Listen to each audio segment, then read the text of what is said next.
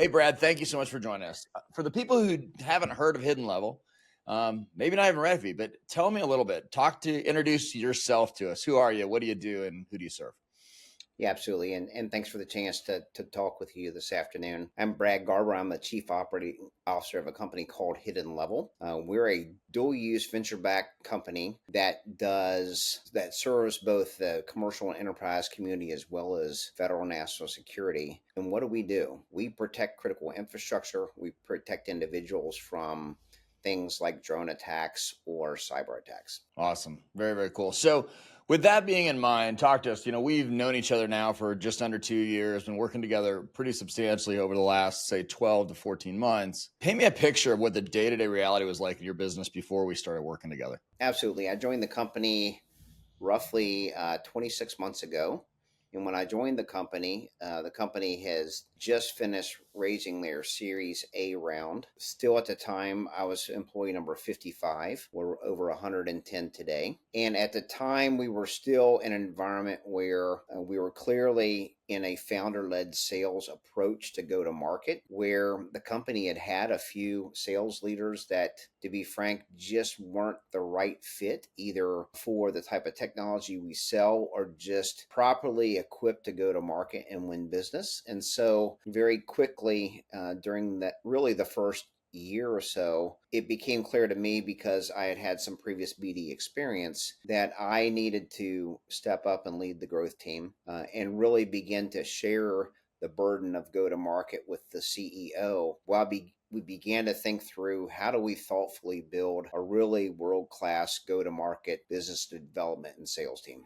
What were some of those gaps that you could see or that you felt maybe in how you wanted to have the go-to-market look versus how it was at the time? Absolutely. And that's a great question. And what I saw early on, and this is, I would say, not uncommon, and I think you have seen it as well with other companies, is when you're dealing with a technical team with a technical founder, the team is super proud of what they've built, and they should be. And often what I saw early on in meetings is, if we had a 30-minute meeting, a discovery meeting with a potential customer, our team talked 28 of the 30 minutes. We typically in that time went through 80 slides of how good our technology is, and then left 1 to 2 minutes for the customer to say, well, did you like it? Do you want to talk again? And what we really began to discover is we thought we knew the market. We're actually building features and functions that we thought people needed. But what we realized very quickly is we needed to flip the script completely and become more consultative. In that first meeting, if we were talking more than 33% of the meeting, we were probably talking too much, because we needed to begin to draw the insights out from the customers to, one, for us to understand, do we even understand their problem? Could we help solve it? And could we begin to build some level of rapport where we knew that there was a clear next step that we could take with the customer? Got it. So talk to me a little bit as you're going through this process. Now you're seeing what's happening. We've got people who are technically experts in products, experts in services.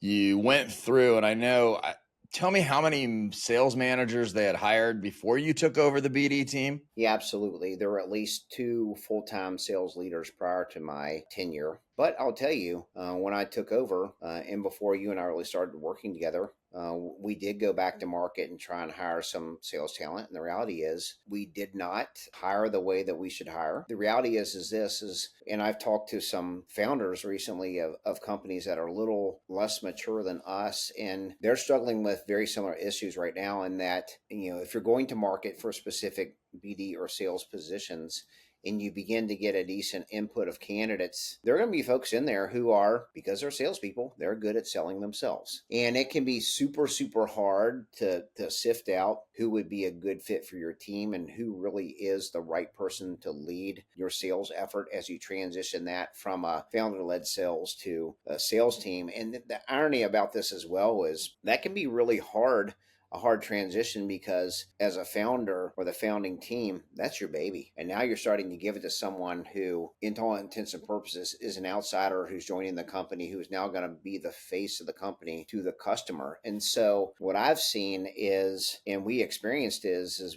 we had a couple misfires, great human beings, absolutely great human beings, but just not the right people for the right time in the cycle of our company. And so what we began to look hard at is who could come in and help us begin to objectively create a process of how we vet candidates, how we interview candidates. And then once we were sure that we wanted to hire somebody, how we thoughtfully onboard them. And then from day one, how do we begin to train them effectively in sales enablement so that we get better as a team and we really pull out the variability. And I've seen this, in my previous time as a VP at a really the second largest aerospace and defense company in the world. I ran VP here in North America for part of the business. And even there, what I saw is that it was either feast or famine. You were a natural or you weren't, and there was nothing there to get anybody who wasn't the pure natural any better than they were. And so on teams like that, you had the people on one side who would absolutely consistently crush quota all the time, and then you had the people who always struggled, and then you had actually a lot of frustration in leadership to say, why are we not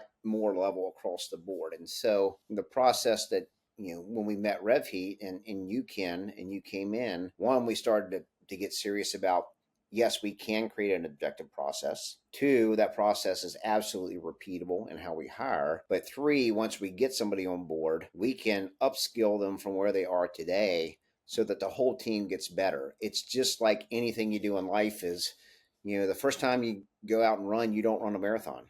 It's putting in the work every day to get better, train yourself, and over time, you get to the point where you can run that long race and you can get pretty darn predictable on the outcome as well. I appreciate that.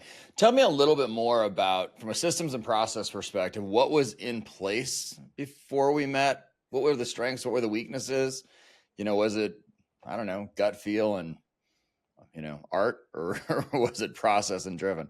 Yeah, it's a great question. I'll quantify this in a couple ways. The company had adopted Salesforce and really kind of an out of the box solution with not much of it being tailored to any type of unique process, number one. And number two, the information being put in there, because partially the team wasn't trained properly to use it, is there was a pretty massive pipeline, but 95% of it wasn't real. And so what we had to do is begin to lay in a process with your help to get serious about truly, as we move through the pipeline, what are the phases or gates that we're going to go through? How do we really add the rigor at each step to say, okay, I'm going from step one to step two.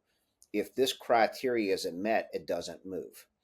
And what we found in that is, one is, as we began to up the rigor, we began to see, okay, we can be much more predictive on the probability of win for an opportunity. But you can also begin to see what deals are progressing, what deals aren't. And you understand in a smaller sales team, where do you spend your time? If you do have to close business today. And we know that in this process, and we are a company where the technology that we build, the sales cycles are often longer. They're 9+ months. And often you're farming several years in advance of an opportunity to really bring it into a capture window in execution year +1. Well, that is super hard to have any discipline around if you don't have a process. And so there becomes a lot of variability, and you can often, as I've used the example with our team, is you can chase every car that comes by the front porch and really waste a lot of time and a lot of resources chasing the wrong opportunities. But what you've been able to provide for us is a really thoughtful framework, the RevHeat framework, where we know the opportunity to close roadmap. We understand that really, as we marry the marketing and sales team together, we can get predictable on how we qualify deals up front to begin to consider to move them into the pipeline. But once they're in a pipeline, we can thoughtfully chip away at the steps. And really in the process, what are we trying to get to? We're trying to get to a point where we're doing consultative sales with the customer, that they trust us. And it's been really cool to see that some of our biggest opportunity customers, we've really developed strong champions inside of our customer base, where they are now selling on our behalf inside of their organizations. And it really helps push the process along in a thoughtful way. And to be frank, the confidence we have on the deals goes way up because we're getting more information about the deals than we ever were before. Awesome. Thank you. So tell me this, can you recall a specific moment when you felt overwhelmed, frustrated, stuck? I mean, what were you thinking at the time? what was going on either emotionally or financially as you were thinking about this within the business and within your life? We're a venture-backed startup company. There is pressure there to perform, and that's a good thing. That's an okay thing. It is very frustrating when you're trying to execute in an environment where you don't have you have an immature process, and you're getting to the point where you realize you need some process as well as the right people to take this to the next level. Because the reality is we are absolutely committed to growth on behalf of our stakeholders and our shareholders, and we're doing that quite well right now. But at that point, it was looking at, as I mentioned when I first joined the company, staring at a massive pipeline, staring at a pipeline that had a lot of deals that had already been in proposals, and realizing that probably 99% of them we would not close that year. Yeah, that's a big one. So you get into the company, you start to see these things, systems and processes are immature. We're not sure, how much the pipeline's actually real or phantom. What solutions had either the company tried before or had you tried before? I mean, what things, didn't work or what was missing? I would say I'll go back to the first part of this, and why I approached it to begin with is in my professional past I was a Navy pilot. The reality is that Navy pilots, you see the Top Gun version, but the reality of Navy pilots is we're super process driven. We fly to standards. We drive out variability. We execute at a super high level. And what was fascinating is we have a world class company. We have world class engineering talent. We build to exacting standards the best technology of our type in the world. But we did not have that same approach to going to market and sales. And the reality is, in a lot of companies, that are technical in their base, they have that rigor on the side of the fence of product development, engineering. They may not have that same type of rigor on the go-to-market side of the house. And the reality is you can do it that way. And we've proven through your process that you can drive out variability, that you can use data to be predictable, and that you can have as much or more rigor on the marketing and sales side of the house that you do on the engineering side of the house. Cool. When you talk about that turning point, and that's, forecasting a little bit, right? But when you talk about this turning point, you had a choice to make. So you we're at the company 26 months ago, you come in, you start to realize, wow, this doesn't look like the business development process that we need to run. This doesn't look consultative. What made you decide to work with us over other options? Was there something that gave you confidence? I'm a big fan of a couple of principles. One is alignment provides agility, and that you need to build process, but one more ounce of process than necessary becomes bureaucracy. And in an environment where you're a venture-backed startup, you have to maintain agility and be able to move quickly to market with product and with offerings in the sales process that is really informed by voice of customer and what they really want. And so there are other sales processes out there. There are other capture processes out there that are very common inside of the national security circles. A lot of them are so heavy that you spend as much time updating the decks in Salesforce as you do with talking to customers. And what was important to me is to be able to create a system where we did have the right amount of rigor, because you do have to ensure that you're effectively qualifying deals and moving them through. But what I found with your method is it was that balance between having process rigor in the right way versus bogging the system down so much with bureaucracy that part of the reason that you're not closing deals is your people are spending more time inside the company updating spreadsheets as they are out talking to customers. And so to me, it was important to find that balance where people knew without a doubt, this is the process. And that creates alignment, and that alignment then helps us preserve agility. Awesome. Thanks. So tell me this, what were your initial hesitations or fears, if you had any? When you're in a venture-backed startup company, the stakes are always high. And because we had a couple previous sales leaders, we needed to make sure that we got it right this time around. And also through that process, creating a sales process that supports that right sales leader or sales leadership across the board. And that's one of those things where you have to take a little bit of a risk in stepping out. But I will tell you, as you and I got to know each other, I understood, one, your motivation was that you wanted us to be successful. You wanted us to have this repeatable process. You wanted to help us drive out variability and hire the right people. And that's something where when you can align with a partner in that way, that they are as committed to your outcomes as you are, it's really easy to build a relationship of trust that you can work closely together. And to be frank, be super vulnerable. What's frustrating you, what's not frustrating you. And you have been a great coach along the way to help us say, have you thought about this? Have you thought about that? Even just saying, how are you doing? Because you own your own business. Running a business as an entrepreneur is not for the faint of heart, and so, and you can in one day go from the highest high of the mountain peak to the lowest valley just in the cycle of 1 8-hour workday. And so, this is just reinforcement of when you can have a process that you can count on, that you have a hiring process that says, hey, we have a way to objectively look at folks that we're only letting the top 10% in the door to even interview. That's that is helpful to understand that for a person who's already super busy with a lot of responsibilities, that the people I'm talking to are the people that we know that could come in and add value to the team from day one. So when did you first realize, wow, this is actually working? Like, what happened that made you feel the shift? I would say it's really been a combination of a couple of things. One is, and I'll talk about a little bit of data and metrics. And then the other piece is around hiring people into the team.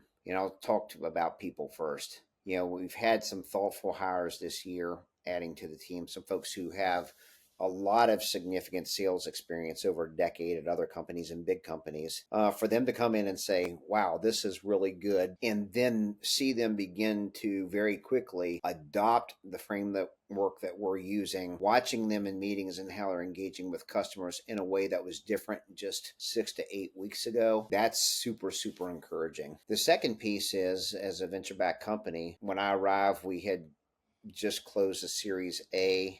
And in the 2 years that I've been here, we've already closed through a Series C. And in that process, we had an 8x increase in valuation. And then also, too, we carried a backlog of booked revenue into 2025 that was already 3x over our revenue target that we achieved last year. And we're in the process of right now of 6 to 10x our revenue from last year. And so I will tell you the importance of what I just said is that when you can begin to walk in to the quarterly board meeting or talk to your investors and stakeholders and definitively look them in the eye and say, we are on track to close deals 1, 2, and 3 in Q2. We've had a merchant pipeline that's going to give us opportunity to hit above target in Q3 and Q4. And understand that, and for them to understand that now your pipeline is 100% real, is one, it allows you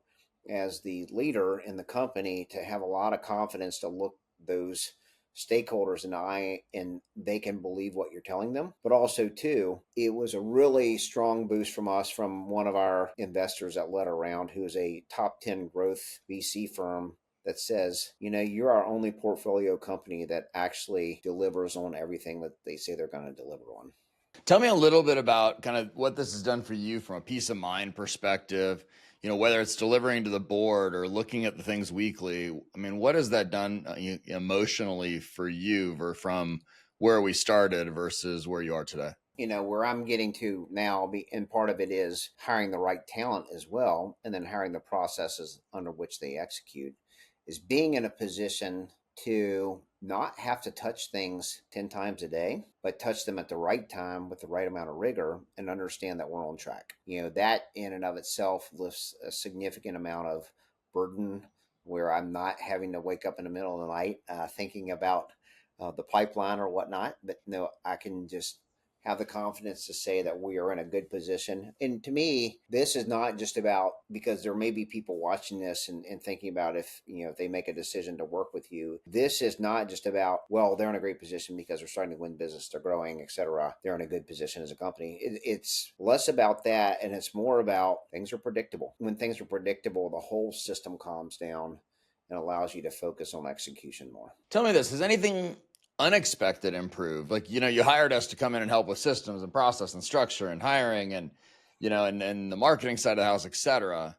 Has anything else gone on that's been unexpected, whether it's confidence, culture, I'm not sure what. I would say it's from this side is there are going to be people who may watch this interview and they're super focused on sales. But at Hidden Level, we're really focused on growth and the growth team. And what I mean by that is we wanted to work with a partner that could help us build an unobstructed flow from marketing through sales. So by the time we get the system mature, marketing is producing at least 25% of the qualified opportunities that we have in the pipeline. And then we over time can trace back and say, yes, out of those opportunities that came from marketing, we had a close rate of X, Y, or Z. That is something that you and I talked about quite a bit because most companies get this wrong. And often what I have seen even sometimes personally is that there can almost be an adversarial relationship between marketing and sales where everybody points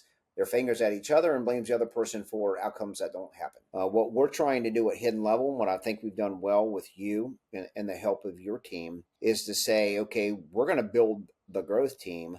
We're not going to build silos in marketing and sales. These processes not only are going to be just complementary, they're going to be mutually reinforcing. And what it does as well is it really has allowed us through a few things. Let's use the example of the perfect discovery meeting. When you really begin to understand the job that the customer needs to do, and you begin to get true voice of customer and they trust you and they tell you what they're personally dealing with, that strengthens your ideal customer profile on the marketing side. It informs your copy and how you go to market with the marketing messages. But then that also then flows over to your product team, and they begin to say, wow, we never thought that button there was important. Or, man, having an alert here that's audible, not just visual, is super important to the customer. Wow, we've gotten this feedback from the customers. That is a true business case because the rest of the sales and marketing team are starting to interact with customers. And that's an exact use case of what we just did with this customer that was successful. So when you have that flow across the growth team and people are talking in a common lexicon, and I can't emphasize that enough, is sometimes when you get the product team and a marketing and sales team together, and if there's not a common process, you can trip over each other just in the lexicon you're using in the meeting. But we've gotten to a common lexicon that's been reinforcing to our framework. And now to begin to see, and I would just emphasize this, we are still a growing company and we have a ton of work to do. But where we are today versus where we were even a year, 18 months ago, it is a different company. And that's been just really comforting. Tell me more about that. Describe the transformation a little bit further from, you joined 26 months ago to where you are today. What is that? How do you feel compared to before? I would say if I had to use one term, and you've probably heard it a few times in this interview, is it's confident. You're confident that we can go to market and win business. Confident we actually know what the customer wants. Confident that we have a repeatable process. Confident that we have data to prove that what we're doing is working, and confidence in hitting our numbers. Those are all things that when you can do that again and again, people really believe you when you say you're going to do something and you deliver it. That is confidence for you and your team, but it also builds confidence in your stakeholders as well. I find it interesting too, because we start, a lot of this is about the idea of reflection, but so these questions actually mean a lot because I think they're fun and it'll tell me something. But if you could go back and talk to your past self before working with us, what would you say? Now having the experience of working with you? Well, and now that I'm telling you it's okay as Brad Garber to talk to yourself. I would say, hey, don't waste the time, because as a lifetime learner, the amount of hours I spent off work reading books, talking to people and whatnot, and it was all good and it was at some level helpful, but I would go back and say, hey, save yourself about 1,000 hours of learning and get on the phone with Ken and start a conversation. So if you go beyond that, how would you explain the value of our work to a friend or a colleague? I will start in thematically. We've hit on this a few times, but I'm going to go back to let's start with the hiring process. The tools you use to objectively screen someone up front. One, it gives you confidence, us confidence, and when we interview, we're interviewing the right people. So we're really looking for cultural fit at that point, and we're looking for a few maybe deeper things specific to the actual job description.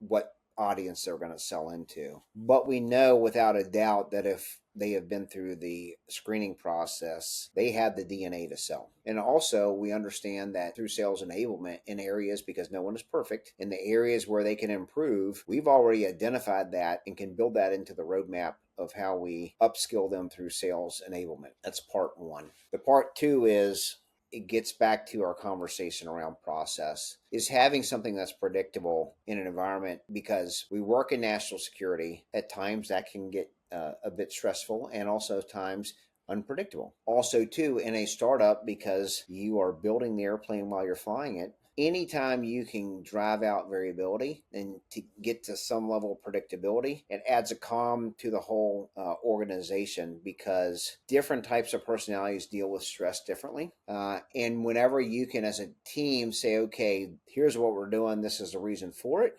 and this is how you benefit, you get buy-in a lot quicker. It allows you to have really good change management, because I can tell you what we've done is we put this systems in play and we're always improving it. We're never satisfied with we have the perfect system. And the great thing about working with you is you've been super flexible, because the reality is there is a great common framework, but every product, every market, every customer has little things on the edge that are different. There are a lot of core things that are the same. That's where the repeatable process is there. But we sell into enterprise, commercial, federal, defense, and foreign. In each one of those, the persona is different. So we do have to tweak things a little bit here and there. And it's been really good for you to help walk along us, because you have enough experience with your customer base and your partner base to say, hey, I've seen that 10 times and you really need to think about X, Y, or Z. And that has allowed us to make some thoughtful choices.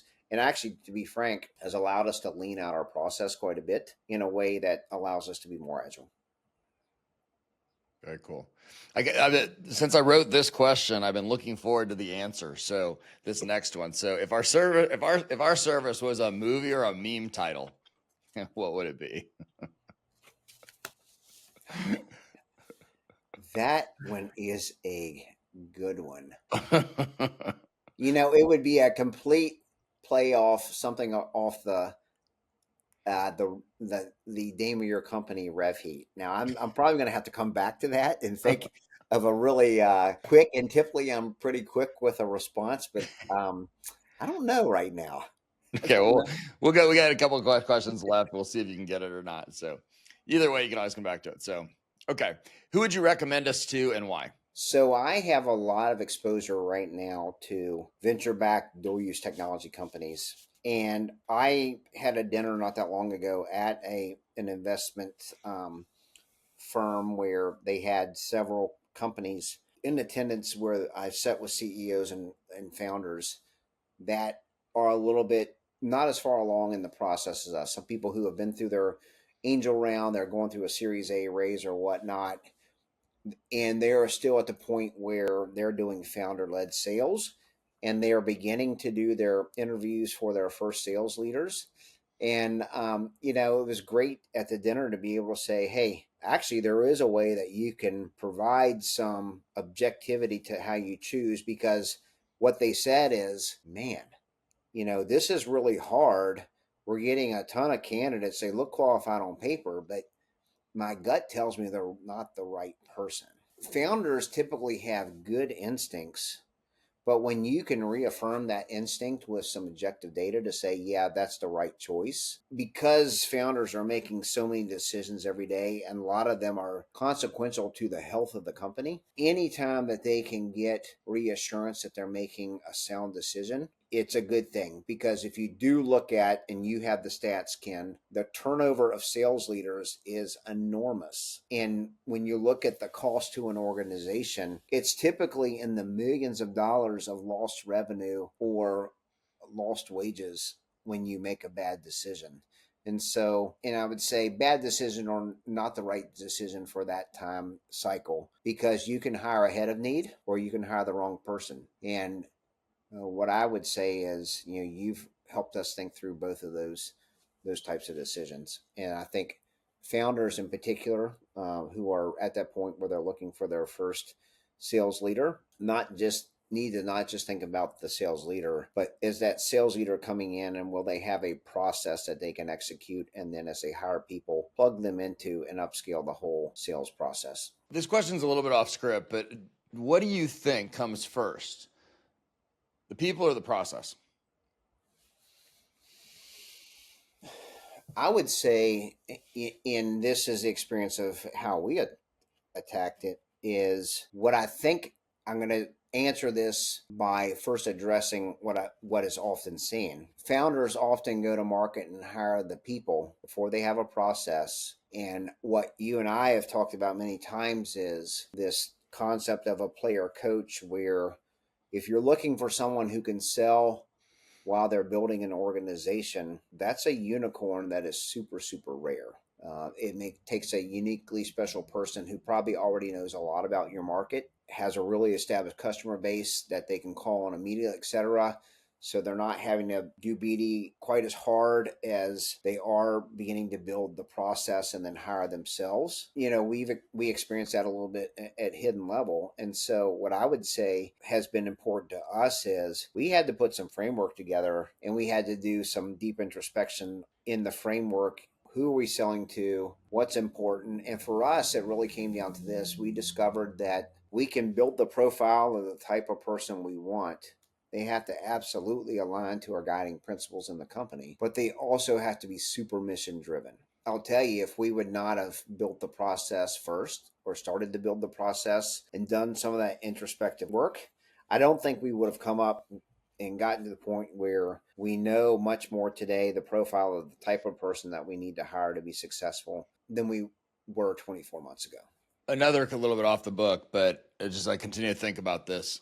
Talk to me a little bit, because I think it's underplayed, about what you believe the difference is between having a strong, aligned onboarding program and then just kind of hiring people and letting them figure it out themselves. I'll use us an example. We have a very technical product. Unless you're from the community that uses our product and has a ton of experience with other systems, there's a spin up period to even understand the technology. And then there's the fact that our sales cycles are long. In the federal space, the quickest deal that I've seen is 9 months, but it's going to be 12 to 15 months when it's a quick deal. And so when you look at that type of environment, you can bring somebody in, slap them with a quota year one, and just say, go fish. Don't be surprised if people don't hit their target. What we've done with your help is really look thoughtfully at the full first year that someone's there and lay out a really thoughtful plan quarter over quarter that touches on a couple of bins of development around knowing the product, knowing the market, knowing the potential partners, but then also knowing how we want to go to market and sell. And I would say the proof is in the pudding, where we have sales leaders who have joined the company within the last quarter who have gone through your training, have adopted the methodology, and I see them interacting different with customers today than they were on day one. And these were people who had a decade of experience as sales leaders. One in particular has closed over $1 billion worth of business in his career, and he's selling differently. And he said, this is the best methodology I've ever seen. So that in and of itself is a really strong statement. Awesome. Thank you. All right. So we'll fire it down to the last couple ones, because you've been fantastic. What would you say to someone who's on the fence about choosing to work with us? I would say that you can waste time, waste money, waste opportunity, continuing to decide if you're going to go or not. But if you have the experience where you've stubbed your toe by missing your quarterly or annual revenue targets, or if you've hired the wrong people, you probably owe it to yourself to have a serious discussion with yourself in the mirror as to why you wouldn't give Ken a chance. All righty. I think it's the last one, unless you make me think of something else, because I know we're coming to time anyway.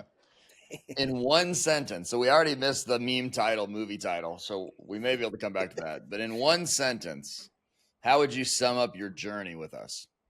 That me personally, I have personal more confidence in my ability to, as a chief operating officer, even as we hire in a true sales leader, to really execute strategy through the sales team in a way that, and to back it up, remember that I'd been a VP at the second largest aerospace and defense company in the world and closed some pretty significant business for that entity, that I absolutely can much better link our short and long term strategy of the company to an actual plan that is actually executable and achievable through revenue growth today than I did before we started working together. Cool. Is there anything I didn't ask you? We didn't get into this, but to give you a perspective on what we've been able to do is, we really worked with you through 24 heavily.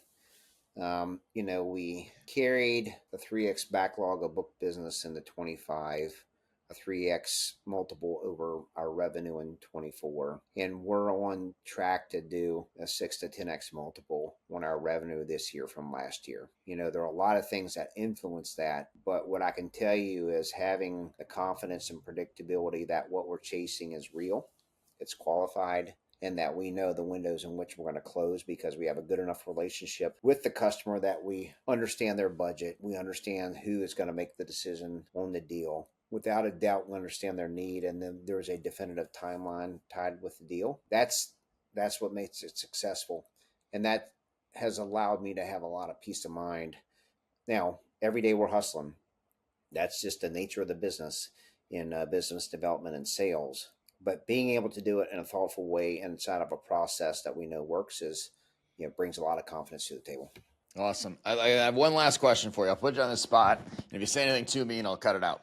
So, so there's a lot of other sales trainers, a lot of other consultants, there's a lot of dudes that look like me. I mean, albeit not as pretty. They may have more hair. There's all that silliness. But if you're like, okay, yeah, but I see all these other people, what would, I guess, character, skill, whatever it is, what would you tell people about Ken? And I would say it this way because we, as a company, we had really kind of talked to some other folks. And one, it was hard to understand if some of those other folks had ever actually been an operator and sold for real. And two, can you trust them? We have some commonalities from background and whatnot that was very quickly to see that from a North Star perspective, ethically, et cetera, that we were super aligned from that perspective, but also too, you have been an operator, you've sold yourself inside of companies, but also too, you've built a really thoughtful practice and have helped a lot of different industries, companies in different industries be successful. I think your track record is, speaks for itself. And then I will say this as well. There are folks that you create a relationship with where it seems like we're putting in more effort than the other party, and it's always hard to get in touch with them or to get feedback. I would say that you're super responsive, that I know it's a true partnership. I know that, you and I built a relationship enough where you can call me out when I may be off target or maybe not doing something I should, and give me a push to do X, Y, or Z that would improve how we're doing business. Yeah, that's what you get if someone wants to have a relationship with you as a company. It's not just you're buying a process; you are building a relationship, and because of your experience, you've seen a lot of things where you're going to be able to add some value in areas where people didn't predict.